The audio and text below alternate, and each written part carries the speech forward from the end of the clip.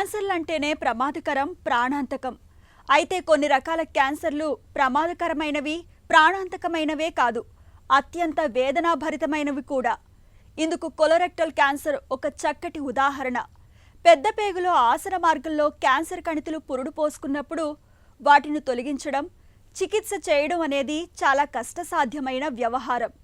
అయితే పెద్ద పేగులో ఆసన భాగంలో క్యాన్సర్ ఆడవాళ్ళు తొలి దశలోనే పసిగట్టి చికిత్స మొదలు పెడితే మంచి ఫలితం ఉంటుంది. ప్రాణాంతకంగా పరిణమించే కొలరెక్టల్ క్యాన్సర్కు కారణాలు, పరిష్కార మార్గాల గురించి ఇప్పుడు తెలుసుకుందాం.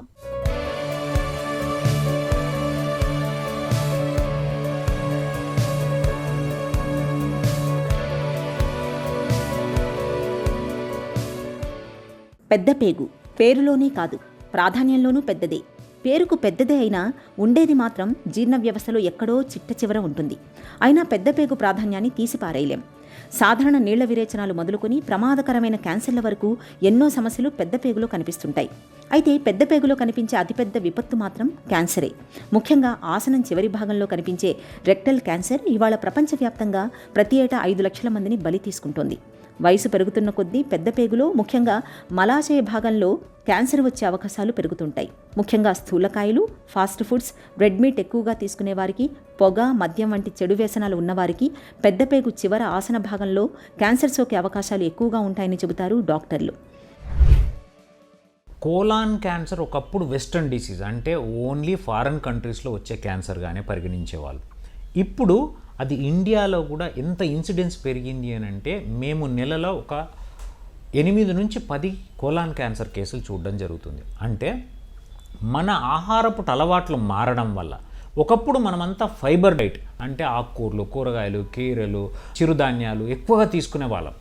కానీ మనకు butter, burger, pizza, smoked food, దాంతోపాటు non veg, especially red meat ఇది పెరగడం వల్ల మనలో కొలాన్ క్యాన్సర్ ఇండియాలో పెరగడం జరిగింది. పెద్ద పేగు అంటే ఏంటి అంటే, పెద్ద పేగులో 4 భాగాలు ఉంటాయి: ascending colon, transverse colon, descending colon and sigmoid colon. దాని తర్వాత మలం బయటికి వెళ్ళేదాన్ని రెక్టమ్ యానల్ కెనాల్ అంటాం. సో ఈ రెక్టమ్ కొలాన్ను కలిపి మనం ట్రీట్మెంట్లో కామన్గా అవే ప్రోటోకాల్స్ వాడుతుంటాం. ఈ పెద్ద పేగుకు ఎక్కడైనా కానీ, అంటే పెద్ద పేగులో మనకు వాటర్ని బాగా అబ్జార్బ్ చేసుకొని మలాన్ని తయారు చేసి బయటికి పంపుతుంది. అందులో ఫైబర్ కంటెంట్ తక్కువ ఉన్నప్పుడు, మిగతా నేను చెప్పిన పదార్థాలు ఎక్కువ ఉన్నప్పుడు పెద్ద పేగులో ఒరిపిడి, రాపిడి పెరిగి తనకి క్యాన్సర్లు వచ్చే అవకాశాలు పెరుగుతుంది. అంటే మన డైట్లో మార్పు వల్ల, మన స్మోకింగ్ వల్ల, మన ఆల్కహాల్ వల్ల, కాన్స్టిపేషన్ పెరగడం వల్ల, పని తక్కువ చేయడం వల్ల, పేగుల కదలిక తగ్గడం వల్ల, షుగర్ పెరగడం వల్ల, వీటన్నిటి వల్ల కాన్స్టిపేషన్ పెరుగుతుంది. దాంతోపాటు మనకు క్యాన్సర్లు కూడా పెరగడం జరుగుతుంది. పెద్ద పేగులో క్యాన్సర్ ఆనవాళ్లను ముందుగానే గుర్తించే వీలుందా? ఈ ప్రశ్నకు మనం అవుననే సమాధానం చెప్పుకోవచ్చు. మల విసర్జన అలవాట్లలో ఉన్నట్టుండి మార్పులు కనిపించడం, విసర్జన సమయంలో రక్తం పడటం, తీవ్రమైన మలబద్ధకం లేదా ఆగకుండా విరేచనాలు అవడం, తరచూ కడుపులో నొప్పి, మల విసర్జన తర్వాత కూడా ఇంకా అక్కడ కొంత మిగిలే ఉన్నట్లు అనిపించడం, క్రమంగా బరువు తగ్గడం, ఇవన్నీ పెద్ద పేగులో క్యాన్సర్ ఆనవాళ్లను పట్టి చెప్పే అనుమానిత సంకేతాలే. ఈ లక్షణాలు అన్నీ లేదా వీటిలో కొన్ని కనిపిస్తున్నప్పుడు తప్పనిసరిగా డాక్టర్ని సంప్రదించి కొలనోస్కోపీ పరీక్ష చేయించుకోవాలి.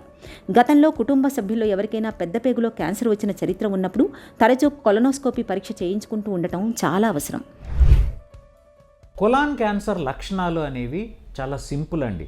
పెద్ద పేగు అనేది ఒక ట్యూబ్ లాంటిది. ఆ ట్యూబ్లో అడ్డుపడ్డది అనుకోండి, మనిషి అది క్యాన్సర్ వల్ల మొత్తం ఆ ట్యూబ్ మూసుకుపోవడం వల్ల కడుపు ఉబ్బడం, వాంతులు కావడం, కిందికి మోషన్ రాకుండా జరగడం జరుగుతుంది.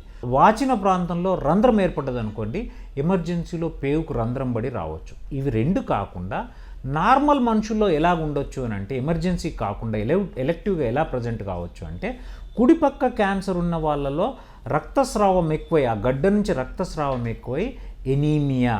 కాబట్టి ఒక మనిషికి హిమోగ్లోబిన్ తగ్గుతుంటే ఐరన్ మాత్రలు వేసుకోవడమో, ఐరన్ ఇంజెక్షన్లు తీసుకోవడమో లేదా బ్లడ్ ఎక్కించుకోవడమో చేసుకోకుండా మొదల ఎండోస్కోపీ, కొలనోస్కోపీ చేయించుకొని అది స్టమక్ క్యాన్సర్ కానీ కొలాన్ క్యాన్సర్ కానీ లేదు అని ప్రూవ్ చేసుకున్న తర్వాతనే మనము బ్లడ్కి సంబంధించిన ఐరన్ ట్యాబ్లెట్లు కావచ్చు, ఇంజెక్షన్లు కావచ్చు, బ్లడ్ ఎక్కించడం చేయడం మంచిది. కాబట్టి కుడిపక్క కొలాన్ క్యాన్సర్లు యూజువల్గా ఎనీమియా అంటే రక్తస్రావం, అంటే తెల్ల కామర్లతో ప్రజెంట్ కావడం జరుగుతుంది. అదే లెఫ్ట్ సైడ్ ఎడమ పక్క ఉండే కొలాన్ క్యాన్సర్స్ యూజువల్గా అడ్డుపడడం ద్వారా ఎమర్జెన్సీలో మొత్తం మూసుకుపోవడం వల్ల పేగులు ఉబ్బి వాంతులై మోషన్ రాకుండా అయ్యే పరిస్థితిలో ప్రజెంట్ కావచ్చు. పెద్ద పేగు క్యాన్సర్ మొదలైనప్పుడు తరచూ మలంలో రక్తం కనిపిస్తూ ఉంటుంది. మనలో చాలామంది ఈ రక్తాన్ని పైల్స్ అనుకుంటారు. పైల్స్ కారణంగా వచ్చే రక్తం బాగా ఎరుపు రంగులో ఉంటుంది. అదే పెద్ద పేగులో క్యాన్సర్ మూలంగా వచ్చే రక్తం కొంచెం ముదురు రంగులో ఉంటుంది. ఈ తేడాను మనం తప్పకుండా గుర్తించాలి. మలద్వారం నుంచి రక్తస్రావం కావడాన్ని ఎట్టి పరిస్థితుల్లోనూ నిర్లక్ష్యం చేయకూడదు. వెంటనే డాక్టర్ని కలిసి తగిన పరీక్షలు చేయించుకోవాలి. School occult blood testing, colonoscopy, sigmoid పరీక్షల సాయంతో చాలా సులువుగానే క్యాన్సర్ను నిర్ధారణ చేయవచ్చు. ఈ పరీక్షల్లో క్యాన్సర్ ఉన్నట్టు తేలితే అది ఎంత దూరం విస్తరించిందో తెలుసుకోవడానికి CT scan, PET CT scan కూడా చేయాల్సి ఉంటుంది. కొలాన్ క్యాన్సర్ను గుర్తించడానికి లక్షణాలు, ఒకవేళ పేగు అడ్డుబడి కానీ రంధ్రం బడి కానీ ఉన్నప్పుడు సిటీ స్కాన్, డైరెక్ట్గా సిటీ స్కాన్ చేసుకొని ఏ పేగులో ఎక్కడ గడ్డ ఉంది అని చూసుకోవడం. అది కాకుండా మనము రక్తస్రావంతో వచ్చి ఎనీమియాతో వచ్చినప్పుడు మాత్రం పెద్ద పేగుకి ఇంపార్టెంట్ పరీక్ష ఒకటే కొలనోస్కోపీ. అంటే మలద్వారం ద్వారా ఎండోస్కోప్ని పెట్టి పెద్ద పేగు అంతా అండ్ చివరి భాగమైన ఐలియం, అంటే చిన్న పేగు చివరి భాగమైన ఐలియంను కూడా చూడడం జరుగుతుంది. ఆ పేగును కంటితో చూడడమే కాకుండా మనం ఎక్కడైనా గడ్డున్నప్పుడు దాని నుంచి ముక్క పరీక్ష కూడా తీసుకోవడం జరుగుతుంది. ఆ ముక్క పరీక్షను తీసుకున్నప్పుడు దానికి ఆ బయాప్సీ చేయడం, అది క్యాన్సరా కాదా ప్రూవ్ చేయడం జరుగుతుంది. మనం కొలనోస్కోపీ బయాప్సీ అయిపోయిన తర్వాత ఇమ్మీడియట్గా సిటీ స్కాన్ చేస్తాం. సిటీ స్కాన్ చేసి ఏ స్టేజ్లో ఉంది, ఇంకక్కడి నుంచి వెళ్ళి ఏమైనా లివర్కు పాకిందా లేక ఊపిరితిత్తులకు పాకిందా అని సిటీ స్కాన్ చేసుకోవడం జరుగుతుంది. ఓవరాల్గా కొలనోస్కోపిక్ బయాప్సీ అండ్ సిటీ స్కాన్, వీటి ద్వారా మనం కొలాన్ క్యాన్సర్ను గుర్తించవచ్చు. పెద్ద పేగు క్యాన్సర్కి ఇంపార్టెంట్ ఏంటంటే ఒకవేళ ఎమర్జెన్సీలో అబ్స్ట్రక్షన్ కానీ పర్ఫొరేషన్ కానీ వీటి ద్వారా వస్తే ఆ భాగాన్ని పేగును కట్ చేసేసి పేగును బయట పెట్టడమా లేదా కలిపి కుట్టడమా చేయడం జరుగుతాం. అంటే దాని ముందు భాగాన్ని వెనక భాగాన్ని కలిపి కుట్టడం.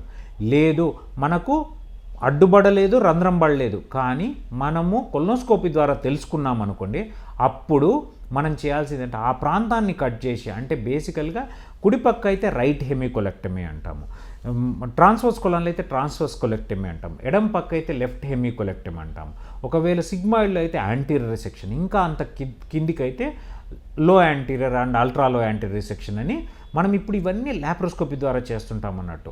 అంటే ఆ ప్రాంతానికి ఎక్కడెక్కడైతే గడ్డ ఉన్న ప్రాంతానికి సప్లై చేసే రక్తనాళాలు సప్లై చేసే ఆ మొత్తం ఏరియాని తీసేయడం జరుగుతుంది. తీసేసి పేగులు మంచిగా ఉంటే కలిపి కొడతాం, బాగా లేదు అంటే వాపు బాగా ఉంది అనుకోండి ఆ పేగును బయట పెట్టేస్తాం. దాన్ని ఐలియాస్టమీ లేదా కొలాస్టమీ అంటారు. అది పెట్టిన తర్వాత ఈ ముక్క పరీక్షకి వెళ్ళిన తర్వాత దాని స్టేజ్ని బట్టి అవసరమైతే కీమోథెరపీ ఇచ్చి, అది కీమోథెరపీ ద్వారా సెట్ అయిన తర్వాత మళ్ళీ 3 నెలల తర్వాత పేగును లోపలేసి ఆ ముందు భాగాన్ని వెనక భాగంతో కలిపి కుట్టడం జరుగుతుంది. దాన్ని అనాస్టమోసిస్ అంటాం. పెద్ద పేగులో క్యాన్సర్ను తొలి దశలోనే గుర్తించినప్పుడు కణితులు ఉన్న భాగాలతో పాటు క్యాన్సర్ సోకే అవకాశం ఉన్న లింఫ్ గ్రంథులన్నీ తొలగించాల్సి ఉంటుంది. రెక్టమ్ చివరి భాగానికి క్యాన్సర్ సోకినప్పుడు ఆసనంలో స్పింక్టర్ వ్యవస్థనంతా తీసేసి విసర్జనకు వీలుగా పేగును బయట పెట్టాల్సి ఉంటుంది. క్యాన్సర్ విస్తరించిన స్థితిని బట్టి కొందరికి శస్త్రచికిత్స, ఆ తర్వాత కీమోథెరపీ, రేడియేషన్ థెరపీ కూడా ఇవ్వాల్సి ఉంటుంది. ఈ శస్త్రచికిత్సలన్నింటినీ ఇప్పుడు అతి చిన్న ఘాటుతో చేసే ల్యాప్రోస్కోపీ విధానంలోనే చేస్తున్నారు. దీనివల్ల రోగి చాలా త్వరగా కోలుకుంటాడు. గాయం త్వరగా మానటం వల్ల అవసరమైతే వెనువెంటనే కీమోథెరపీ, రేడియోథెరపీ కూడా వీలవుతుంది.